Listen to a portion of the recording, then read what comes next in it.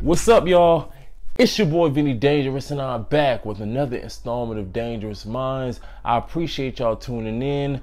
I apologize for the lack of an episode last week, but not because of any technical issues, not because of any writer's block, or I didn't have anything to talk about.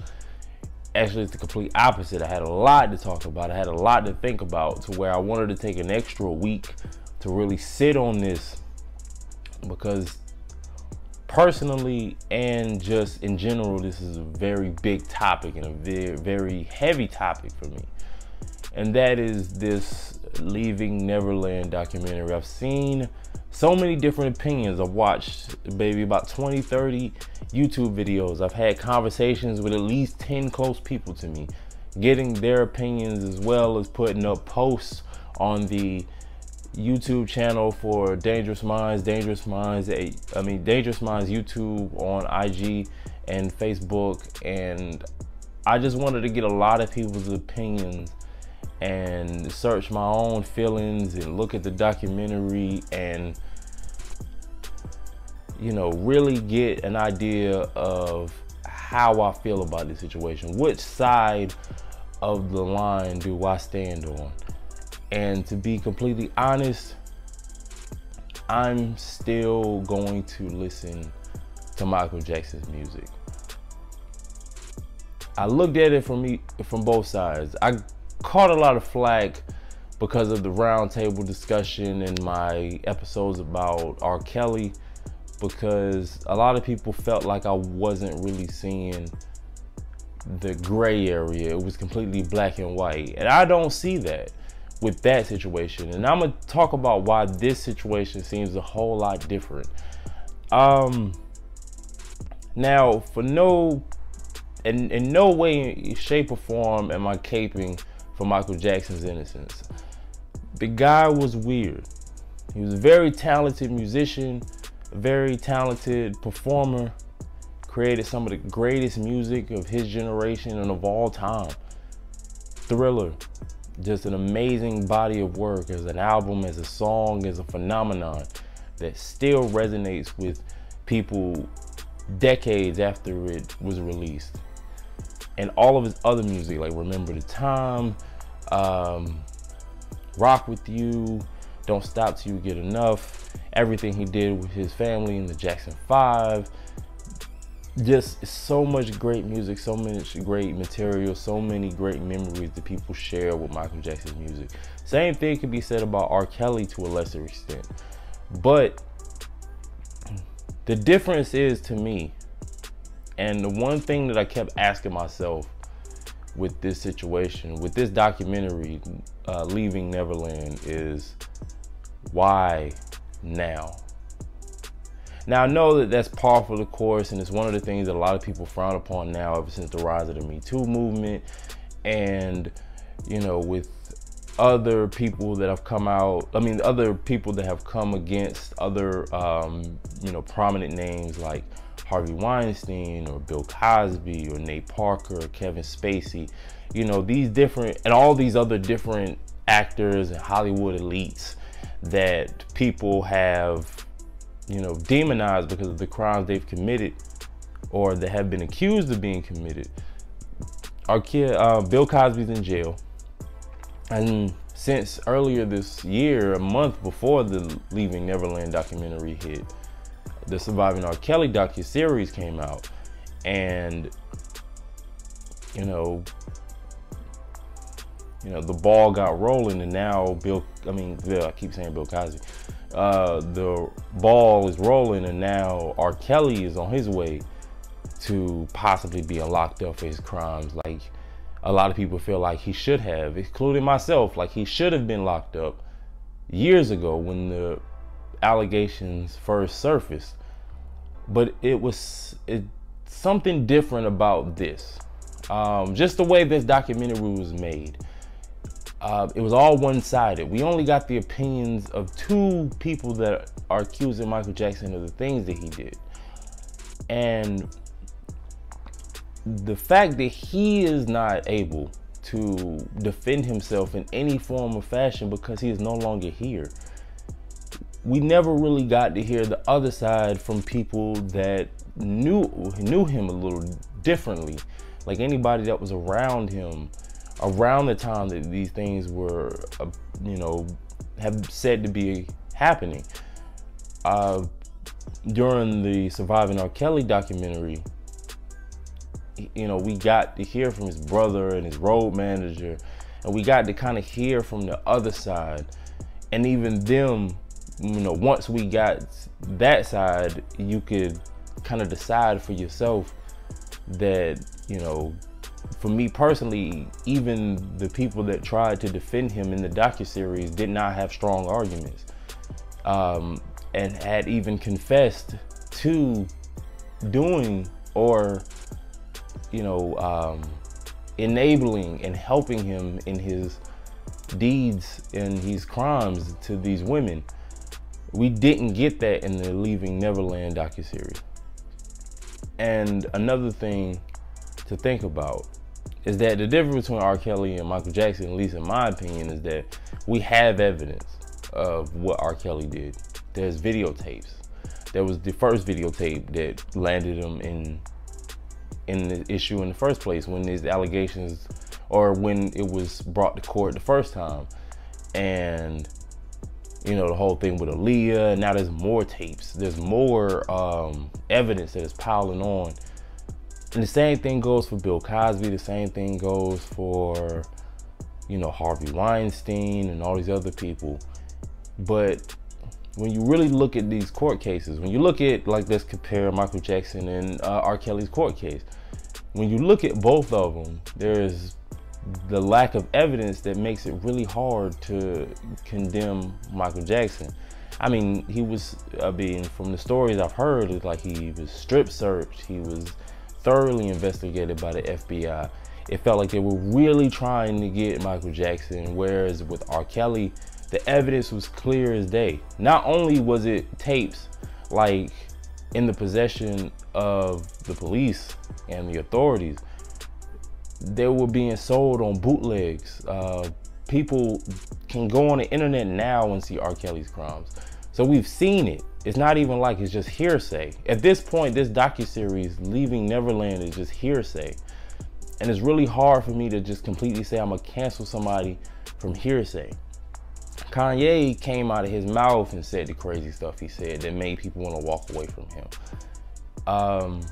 The evidence of all these other people like Bill Cosby and Harvey Weinstein was just piling on too much. And with R. Kelly, self-explanatory. He still has tapes that are starting to surface. It's like the fourth one I've just heard about right before filming this.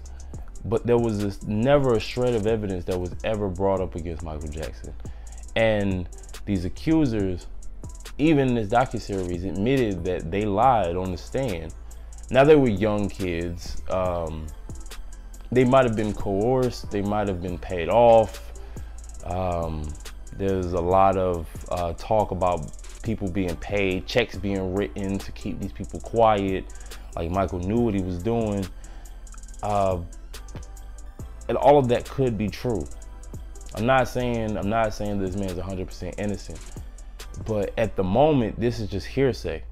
And the fact that people can completely cancel somebody, the fact that when somebody comes out and can say that such and such did this to me, like, we should never discredit the alleged victim, but at the same time, I don't think we should be as quick to just completely destroy somebody or tarnish somebody's legacy because somebody spoke up and said, this happened to me X amount of years ago.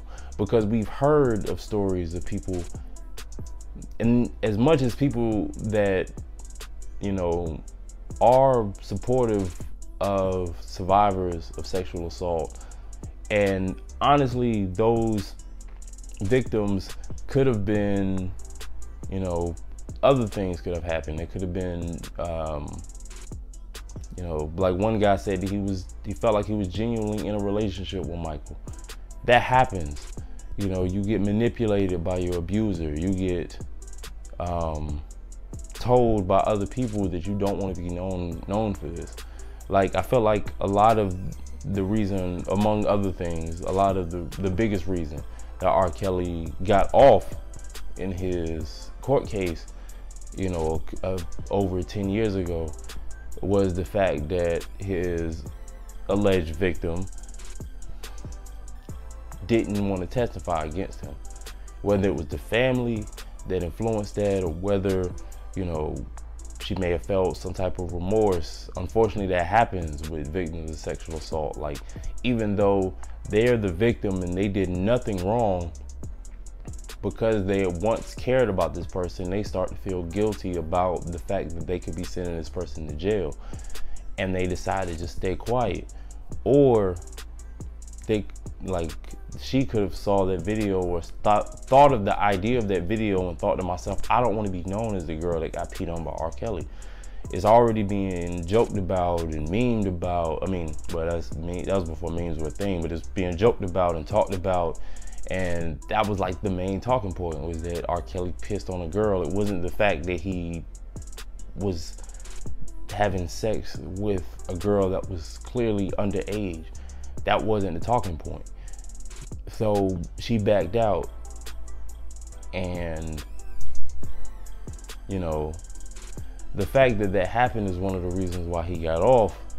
And so that very well could have been a factor. All of those things could have been a factor when it came to the reason why the accusers decided not to testify or lie on Michael's behalf to make sure he didn't go to jail. But we have to take into account that these men now are, you know, unreliable narrators, and their credibility can be brought into question when it comes to this. But let me go back to the original question that I asked at the beginning of this, and I'm gonna wrap this up. That the biggest question that I asked myself was, why now? And I really don't have an answer. I don't have an answer that justifies this documentary being made, or the outrage. All of a sudden, Michael Jackson statues are being taken down. Drake even decided he wanted to cut Michael Jackson's song from his set list, which I think that was more of a business move and a political move than him just being outraged like the rest of the world seems to be, because he knows if he plays that at a certain shows and people are upset about what's going on with Michael and the fact that Drake decided to perform that song. And, you know, to be honest, it's not really that great of a song to begin with, so it wasn't really that hard to see, or it wouldn't really hurt anybody's feelings if that one was taken off of your set list, Drake. But I digress.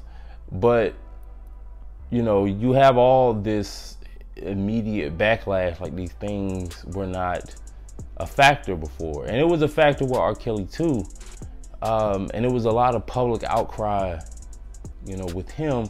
But the biggest thing was that the goal of Surviving R. Kelly was the fact that this man has been getting away with this, and he continues to abuse these girls. He continues to hold these women hostage and are abusing and manipulating these young girls, and has, you know, been getting away with it for so long. And now we want to bring him to justice, whether it's in court, like it's in legal court, or the court of public opinion.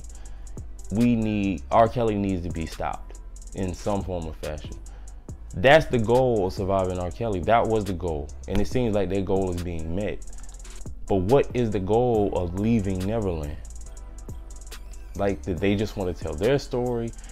Did they want people to stop listening to Michael Jackson's music? I mean, at this point, we're basically just, you know, it's money being made to take care of his kids, or to take care of his mother. I believe is still alive. I know Joe isn't alive. His mother may be alive. You know, this is basically money for his family. Are we supposed to just say, all right, we're no longer gonna be listening to Michael Jackson's music? Cause I don't even see what that does. Like stopping support of Michael Jackson. I mean, stopping support of R. Kelly and stop streaming his music and buying his concert tickets or buying his albums, you know, does something, because it cripples him financially. It forces him to face the consequences of his actions. But Michael Jackson has been dead and gone for 10 years.